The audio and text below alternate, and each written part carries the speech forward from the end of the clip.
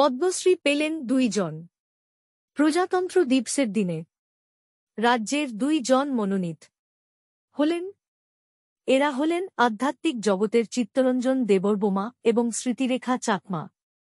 শান্তিকালী আশ্রমের চিত্ত মহারাজ তথা চিত্ত দেববর্মা আধ্যাত্মিকতা ও শিক্ষা প্রসারে জনজাতিদের মধ্যে কাজ করে আসছেন।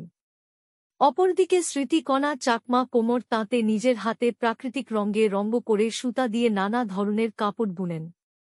গ্রামীণ নারীদের ক্ষমতায়ন কাজও করেছেন। পরিবেশ বান্ধব সবজি রং করে তুলা ও সুতা দিয়ে শিল্পে তার অবদান রাখেন।